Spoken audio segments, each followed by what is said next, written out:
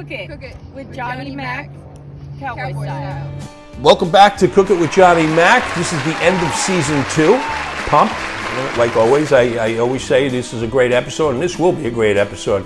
We got a fantastic tomahawk. It's grain-fed Nebraska beef, CAB. I actually got it from my job. They didn't give it to me, I paid for it. So we're gonna cook this up today. I really shouldn't be eating this because many of my friends know that I had a little incident. I failed the stress test last month, and in between that, I'm dating a healthy woman, and not healthy in circumference, but healthy in health with a nice figure. So we walk into my favorite restaurant here, Top Quality, and the guys ratted me out that I had a tomahawk a couple weeks before that, and hey, there's the guy with the tomahawk. He sat here by himself, and I was trying to shush him, but anyway, that's what happens when you're fat. We're gonna do the tomahawk today, and I got some beautiful local corn. And one thing I want to talk to you about the corn is when you know it's ready, the silk on the top is brown, and usually corn is ready to pick after 20 days from its early inception. Is that a culinary word, Tom? Inception? No. Or is it conception? No, conception is when the seed is in the ground. Seed is conception. Is that all right, Tom? Thanks. All right. So we're gonna come back. We're gonna throw this bad boy on my tabletop Le Creuset. Le Creuset? Do you know Le Creuset? That's French. It's a pan. It's a French line of pans and pots. Just the best way to season this is I'm not going to put any oil on this. There's enough fat on this to just cook it on my tabletop grill. And this is how I did it last time. I did do a test run by myself. I did eat the whole thing, which is kind of sick in itself. But I love kosher salt, so I put a generous amount, right? And then, Tom, hand me that pepper mill right there. I use this pepper mill more often because it comes out a little chunky, and I like when I'm cooking a steak that it's like coarse pepper instead of fine, And so that's that. And here you go. I'm going to do the other side. You want to be generous with this. You want this to permeate through the cooking procedure. So there you go. I'm going to pop this on the grill right now, and you want to cook this slow. I'm not even going to touch it. I'm going to just let this thing simmer down. So I'm just going to leave that there for a while, and Sean will give you a nice view of that. And what we want to do here is we want to develop a nice crust on this. So that's it. All right, good. Sean, take a look at this steak. We haven't moved it in 10 minutes. And the reason why is when we flip this thing's going to have an amazing crust. So we'll show you that in a minute. We're about to turn it for the first time, okay? And right now with the warm, hot corn, basically what I'm going to do is I'm just going to take it off the cob, right? Now there's many things you can do with this cob. Tom, I know you're laughing over there. Take it easy, all right? I know Halloween's coming. I know there's a lot of shenanigans going on in your mind, right? But this corn, you can take, they call this bones, corn bones. You can make a nice stock with this and make some corn soup. I love corn, so that's why I kind of feature it a lot. So I'm going to put this all together, and this is going to be our side for the steak in a little bit. So there you go. Okay. All right.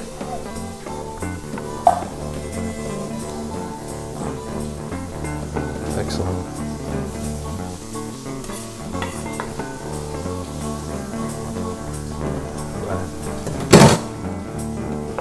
All right, so let's take a look at this. See what it looks like. Now look at that. Beautiful. Look at that crust on it. Now I didn't put any oil on this because there's a lot of fat in there. I know in a lot of YouTube videos everybody's taking the side of butter with the herbs and throwing it on it. You don't need butter on this. A lot of beautiful natural fat on here. Like I said, I just went salt and pepper. Simple. I'll let the beef do the talking. I'll let the records play. So we used to work hours in the kitchen, and I don't know if anybody does this, maybe I was immature, but I hit some guy in the eye with a pine nut. And they had to bring the whole management in. There was a big shakedown. The guy pretended he was blind, so please do not throw these in the kitchen. Don't turn into me, an old sales guy. Okay? Capiche? All right, Sean, we're here, man. We're gonna rock this. We burnt the butter again. Sorry. I'm not on my A game today. I'm not feeling. Don't show it, man. Cook it with Johnny Mac. Butter. Take 1. Cook it with Johnny Mac. Butter. Take 2. Butter. Take 9. We're almost out of butter. Butter. 22. All right, folks. We're gonna start our recipe with the corn. So first, you want to dump in your onions and peppers, and we're just gonna cook that low. Okay. So what I did was I threw a tablespoon of butter in there, a half an onion, and a banana pepper. All right, now I dump in my corn.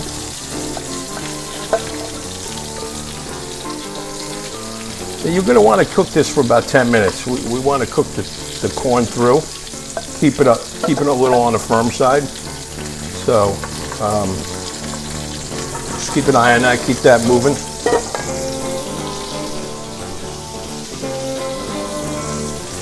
Dash of salt.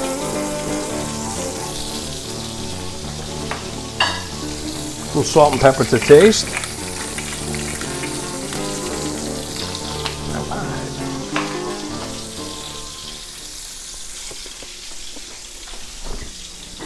I love winding it down, man. We're gonna have some beautiful steak in a minute. What we want to do is we're gonna let it rest for 10 minutes. You always want to let the meat rest. I don't care if you're a housewife, an amateur, everybody knows that. We don't want it to bleed out. That's what happens. It bleeds out if you cut it too soon. So we're gonna slice that up in a few minutes. We're gonna finish our corn. I also wanted to say, don't forget to hit our page and follow the links to Amazon. You know, we need a little love, so we partnered up with them on some of the items that we use on the show, and one is the shun knife. Okay, it's on our last episode, which is the soup episode, and then we're gonna feature today. Sean took a nice video of the Schmeg toaster I just got. Excellent toaster. They have them in vintage 50 style, and that's it for now. But we're gonna finish our corn, and we're gonna plate that, and Sean's gonna come around.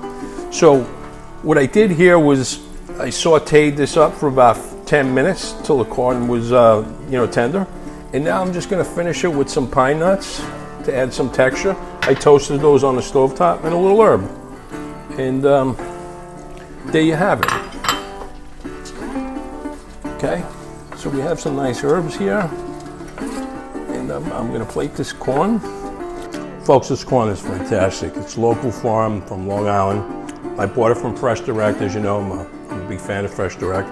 They shipped these over here yesterday morning, and you know, you don't want to let corn sit too long because the sugar turns into starch real fast, and we don't want that. Nobody wants that. So we're gonna have this as a side for our steak.